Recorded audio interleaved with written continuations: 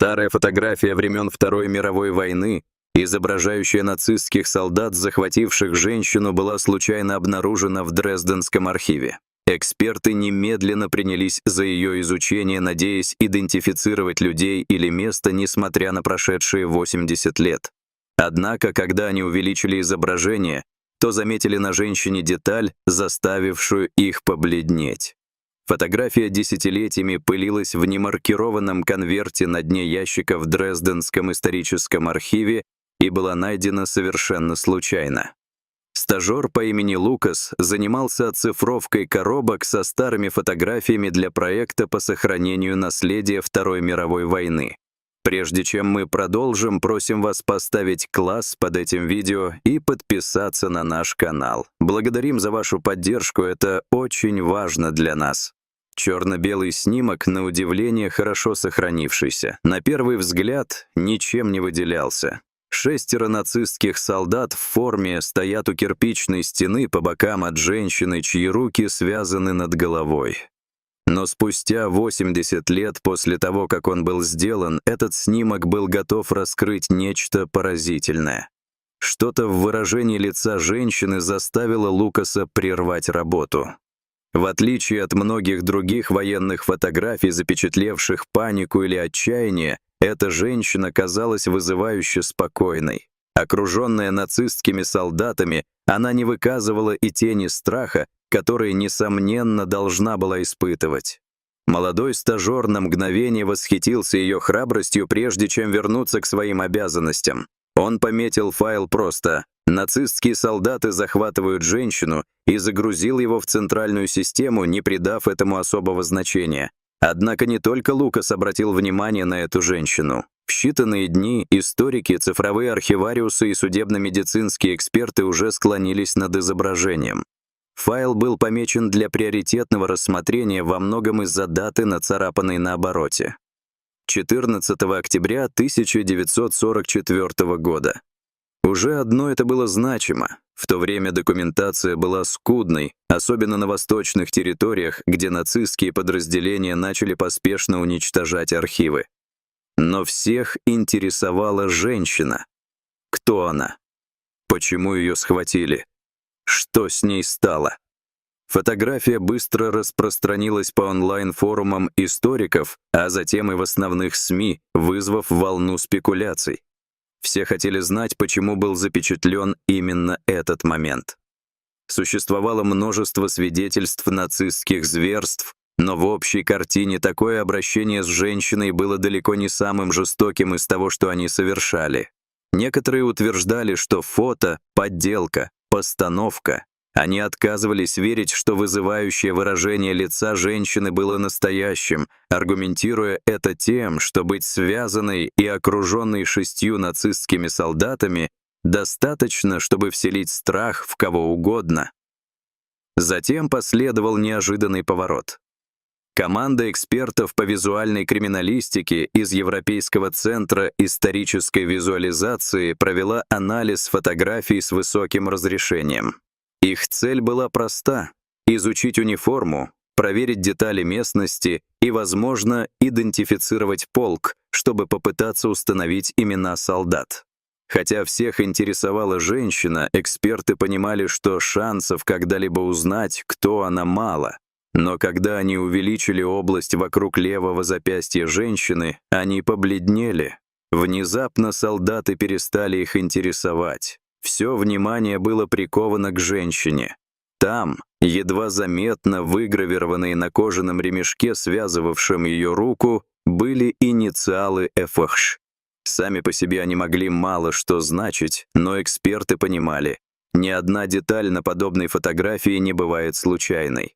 Они знали, что ФХ должно что-то означать.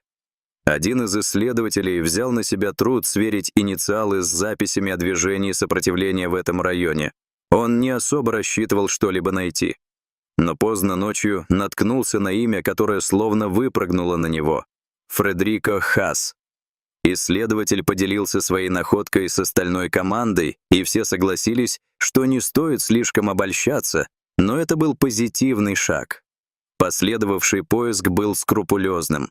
Они прочесывали давно заброшенные гражданские реестры, расшифровывали нацарапанные полевые отчеты и раскапывали ранее непереведенные протоколы допросов. Имя Фредерики Хаас встречалось в военных архивах лишь несколько раз, всегда как слух, никогда не подтвержденный.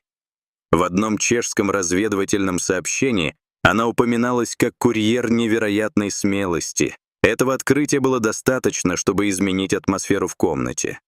Если раньше их усилиями руководило любопытство, то теперь его сменило благоговение.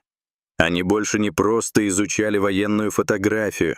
Они стояли на пороге человеческой истории, которая ждала 8 десятилетий, чтобы быть рассказаны. Все, что им нужно было сделать, это подтвердить, что женщина на фотографии действительно Фредерика. Дальнейший анализ самого кожаного ремешка показал, что он был наспех сделан из немецкого винтовочного ремня, вероятно, прямо в полевых условиях. Эта деталь подсказала еще кое-что. Арест был произведен быстро и, возможно, без полного соблюдения процедур. К изображению не прилагалось никакой официальной документации, ни штампа, ни отметки фотографа, что было необычно для пропагандистских снимков того времени.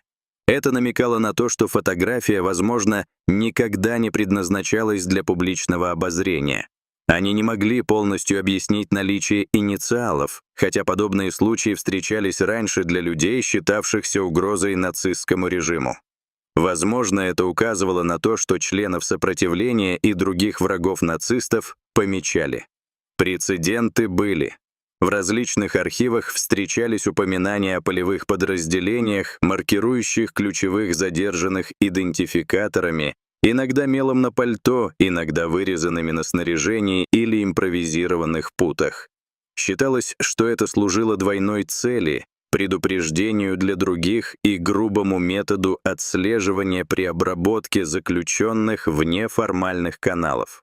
То, что инициалы были вырезаны на самом ремешке, а не просто написаны, предполагало, что кто-то потратил на это время, возможно, даже солдат, действовавший по специальному указанию. Но экспертов встревожил не только ремешок. Лицо Фредерики тоже хранило тайны. Чем дольше они его изучали, тем больше деталей замечали. Не только вызов в ее выражении, но и синяк, начинавший проявляться чуть ниже левой скулы. На оригинальной черно-белой фотографии такие детали были трудно различимы. Но теперь, с созданной ими колоризованной версией, история Фредерики раскрывалась все больше. Припухлость у линии челюсти указывала на недавний удар. Ее запястья были красными и натянутыми от тугих пут. И все же ее подбородок оставался поднят. Ее глаза не опустились в пол. В ней еще оставалась борьба. Этот взгляд не был случайным. Один из экспертов, доктор Елена Марович, посвятившая свою карьеру восстановлению личностей по документам эпохи Холокоста, предположила, что Фредерика хотела, чтобы ее увидели. Не просто увидели, а запомнили. Фотография, некогда инструмент запугивания, превратилась в нечто совершенно иное. Послание, закодированное в свете и тени, сохраненное вопреки времени.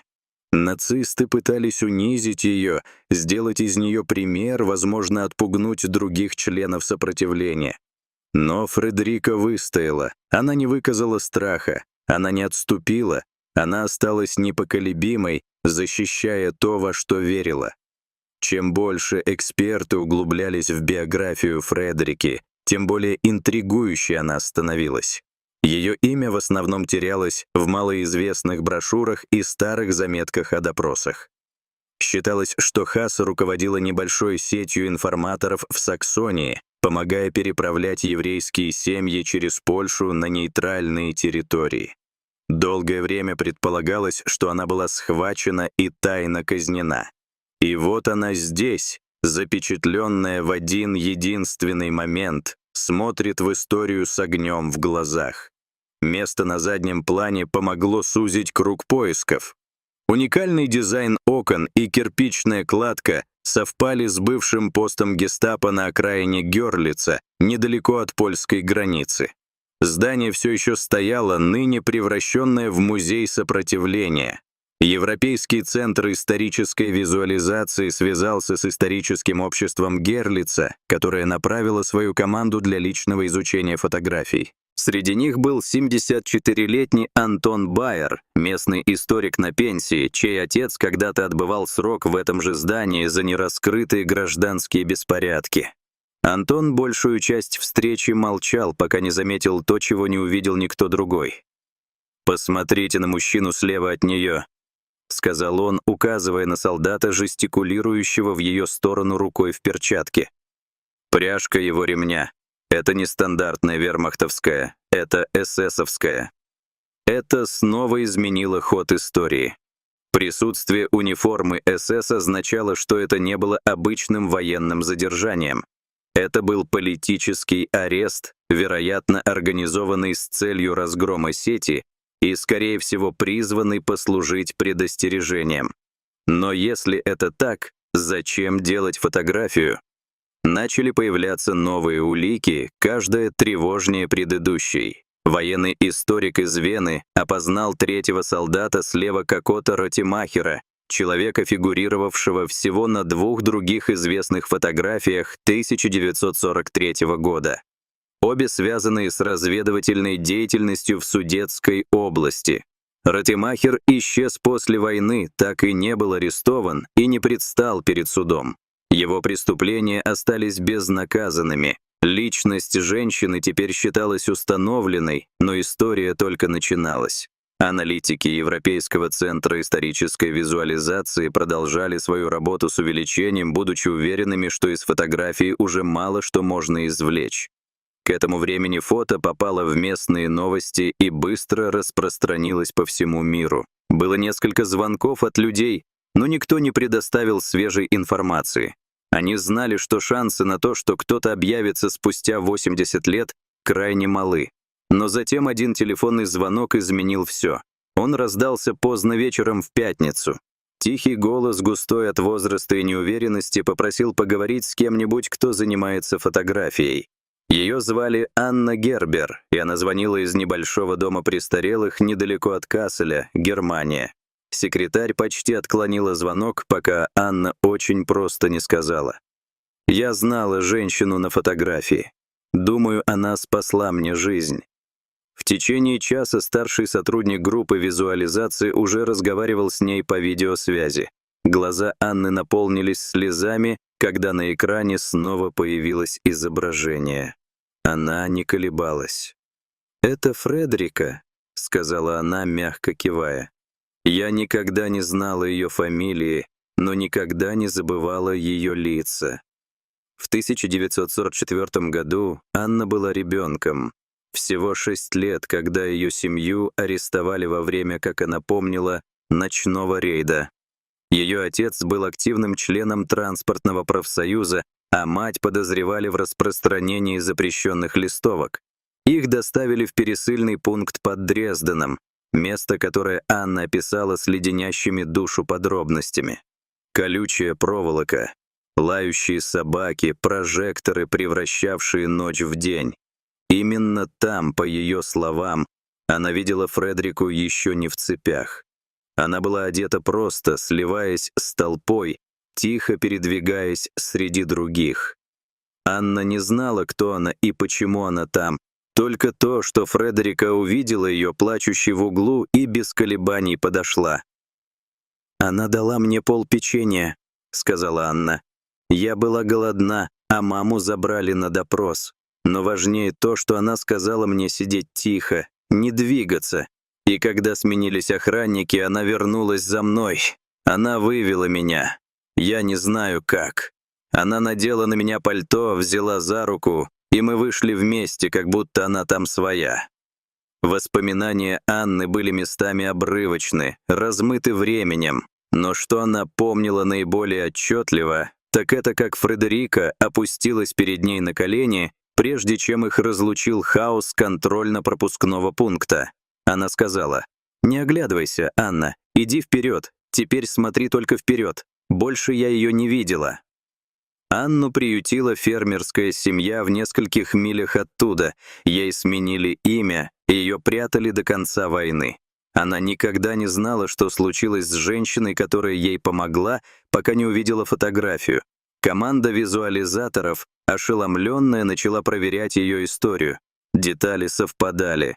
Были записи о ребенке, соответствующем первоначальному имени Анны, который был зарегистрирован, а затем исчез из системы. Маршрут, которым Фредерика могла бы ее вывести, совпадал с неохраняемым боковым входом, который позже был замурован. Это не было окончательным доказательством, но достаточно убедительным, чтобы изменить восприятие фотографии. Фредерика Хаас была не просто схваченной участницей сопротивления. Она действовала целенаправленно, мужественно и человечно. Даже перед лицом собственного ареста снова и снова она рисковала своей жизнью, чтобы спасти других. И именно поэтому, когда ее наконец поймали, она стояла на фотографии с таким вызовом, потому что знала, что уже сделала так много, чего нацисты никогда не смогут отменить. История снова попала в СМИ, но на этот раз с именем и выжившей. Заголовки сменились со спекуляцией на дань уважения. Фотография, некогда тревожная реликвия, стала символом тихого неповиновения и необычайной храбрости. В окончательном отчете Центр решил не акцентировать внимание на солдатах. Вместо этого они сосредоточились на Фредерике, ее присутствии, ее тихой силе и спасенном ею ребенке. Изображение перестало быть просто свидетельством жестокости. Оно стало доказательством того, что даже в самые темные моменты истории некоторые выбирали добро. Что вы думаете об этой истории? Знаете ли вы о других актах храбрости во время войн? Расскажите нам в комментариях ниже. Благодарим за то, что оставались с нами на протяжении всего видео. Если вы считаете нашу работу важной, просим вас поддержать ее лайком и подпиской. Также, чтобы не упустить следующие выпуски новостей и быть в центре событий, вы можете нажать на колокольчик для получения уведомлений.